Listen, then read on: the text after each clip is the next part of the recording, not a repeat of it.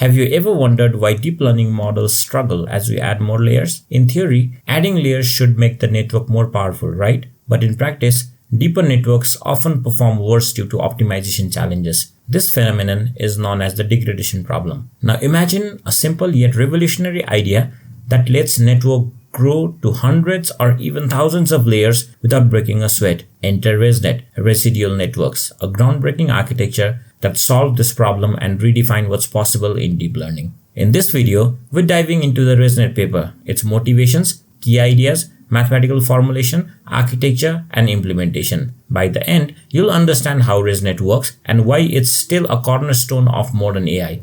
So let's get started. Deep networks are powerful because they can learn hierarchical representations, but as we add more layers, things don't go as planned. Instead of improving accuracy, deep networks often encounter two major issues. One, vanishing gradients. During backpropagation, gradients shrink layer by layer, making it hard for the earlier layers to run. And the second, the degradation problem. Simply stacking layers can actually hurt performance even on training data.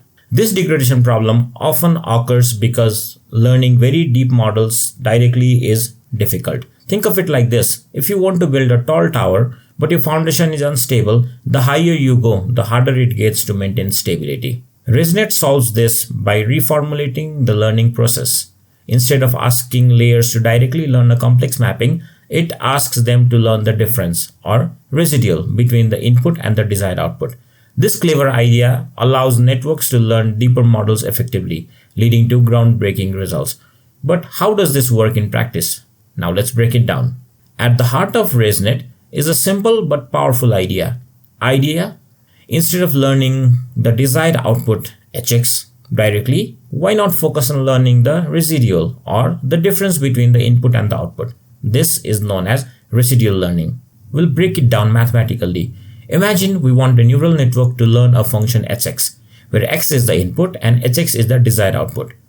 Instead of directly learning hx, ResNet introduces a new function fx, where fx equals to hx minus x. So the desired output hx is now rewritten as hx equals to fx plus x. This means that instead of learning hx directly, the network learns from the residual fx, which represents the difference between input and the output. Why does this work? Because learning the residual fx is often easier. Think about it this way. If the ideal transformation is something like an identity mapping where hx equals to x, it's much easier for the network to learn that the residual is 0 than to learn the identity mapping from scratch. This makes optimization easier, particularly in deep networks, by allowing the layers to focus on small changes rather than trying to learn the entire representation. Now, we'll take this idea a step further. The residual function fx is passed through multiple layers of the network. But instead of just outputting this residual, ResNet adds the original input x directly to it. This is called a shortcut connection, and it ensures that the network can retain the original information while learning the residual. Therefore, the output of a residual block is y equals to fx plus x. This simple operation makes a huge difference, allowing the network to train deeper architectures with less risk of degradation. Now that we understand the key behind residual learning, let's dive into the architecture of ResNet. The core building block of ResNet is the residual blocks, which is made up of two key components, the convolutional layers and the shortcut connections. A residual block consists of two convolutional layers that learns the residual function fx, and the input x is added directly to the output through a shortcut connection. This simple structure makes it possible to stack multiple blocks without the risk of vanishing gradients, which traditionally hurt deep networks. The shortcut connection can either be simple identity mapping, where the input is passed through unchanged, or it can be a projection shortcut, which is used when the dimensions of the input and output don't match. This projection uses a convolution to match the dimensions before adding the input to the output. One of the main innovations of ResNet is that the shortcut connections are always added directly to the output of the convolutional layers, not just after the entire block has been processed. This allows the network to focus on learning small residual corrections rather than large complex transformations. ResNet allows us to stack many residual blocks, creating networks that can be hundreds or even thousands of layers deep.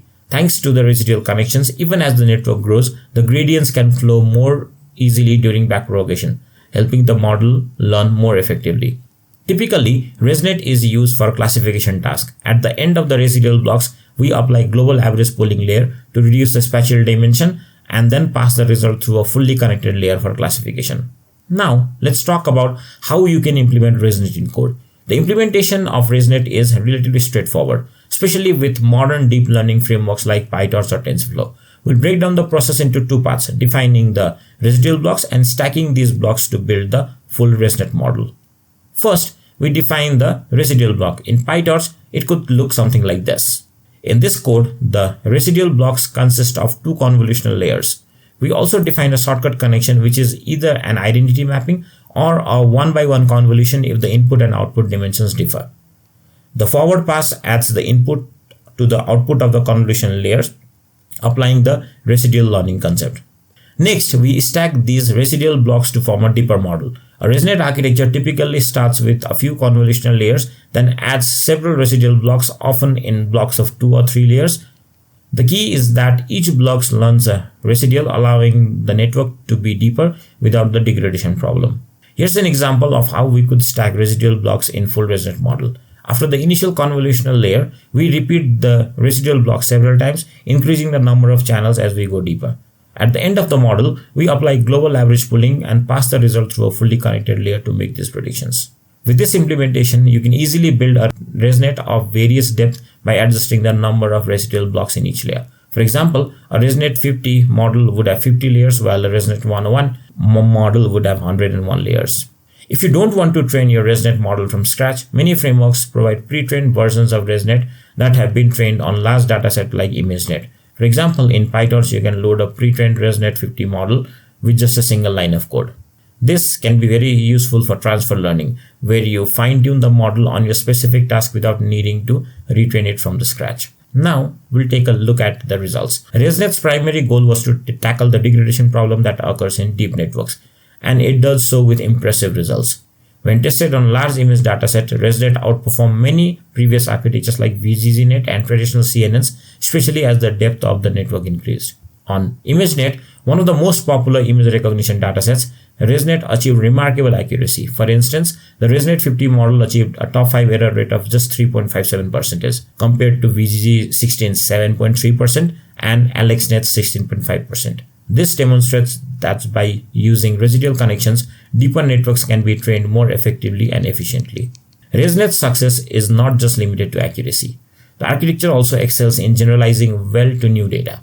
This is evident in the model's ability to correctly classify objects in a variety of challenging images, such as complex scenes, different lighting conditions, and varying scales. Another important aspect of ResNet is its faster convergence during training. Due to the residual connections, gradients can flow more easily through deeper networks, speeding up the learning process. In comparison, models without such connections like traditional CNNs or VGG suffer from slower convergence and are more prone to overfitting as they get deeper. ResNet has proven to scale well with depth. In fact, ResNet 110, ResNet 152, and even ResNet 1202 model were introduced to push the boundaries of deep learning.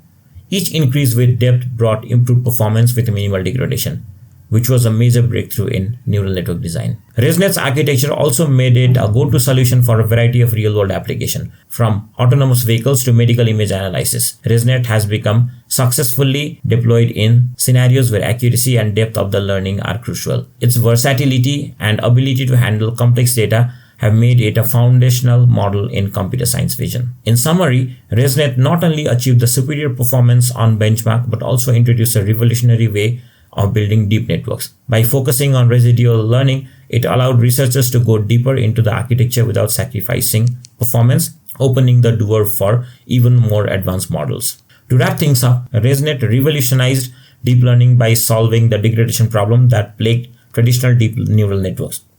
By introducing residual connections, ResNet allowed networks to grow deeper without performance loss, enabling better accuracy and faster convergence in training. The key idea behind ResNet, residual learning, has had a lasting impact on the field of computer vision and beyond. Not only does it allow networks to become significantly deeper, but it also opens up possibility for complex, accurate, and efficient models. With its ability to generalize well, it's no surprise that ResNet has become a cornerstone for modern computer vision tasks. Thanks for watching. We've covered everything from the motivation behind ResNet to its architecture, mathematical formulation, and real-world application. If you found this video helpful, don't forget to like, comment, and subscribe for more in-depth tutorials on deep learning and computer vision. Feel free to drop any questions or thoughts in the comment below. See you in the next video.